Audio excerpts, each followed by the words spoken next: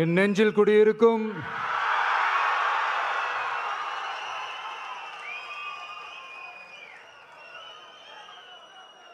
என்னுடைய தோழர்களுக்கும் தோழிகளுக்கும் தமிழக மக்களுக்கும் என்னுடைய வணக்கம். நம்ம குடும்ப உறவுகளை இழந்ததுனால சொல்ல முடியாத வேதனையிலும் வலியிலும் இவ்வளோ நாளாக இருந்தோம். அப்படிப்பட்ட அந்த சூழல்ல நம்ம சொந்தங்களின் மனம் பற்றி இருக்க வேண்டியது நம்மளுடைய கடமை. அதனால தான் அவங்களோட சேர்ந்து அமைதி காத்து வந்தோம். ஆனால் இப்படி அமைதி காத்து வந்த நேரத்தில் நம்மளை பற்றி வன்ம அரசியல் வலைகள்,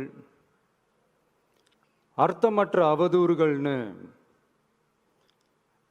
இந்த மாதிரி நிறையா விஷயங்கள் நம்மளை பற்றி பின்னப்பட்டன, பரப்பப்பட்டன. இது எல்லாமே சட்டம் மற்றும் சத்தியத்தின் துணை கொண்டு துடைத்து எறிய தான் போகிறோம்.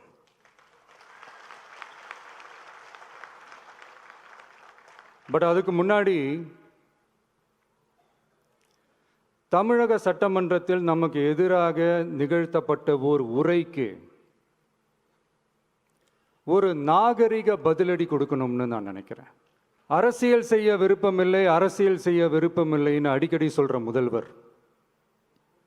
நம்மளை குறிப்பிட்டு பல்வேறு அவதூறுகளை பதிவு செய்வதன் வாயிலாக பெருந்தன்மையை பேரளவில் மட்டுமே பேசும் முதல்வர் 15/10/2025 அன்னைக்கு தமிழக சட்டமன்றத்தில் நமக்கு எதிராக பேசிய பேச்சில் எவ்வளவு வன்மத்தை கக்கியுள்ளார் என்பதையும், எப்படிப்பட்ட ஒரு அரசியல் செய்ய முயல்கிறார் என்பதையும் தமிழக மக்கள் உணராமலா இருப்பாங்க.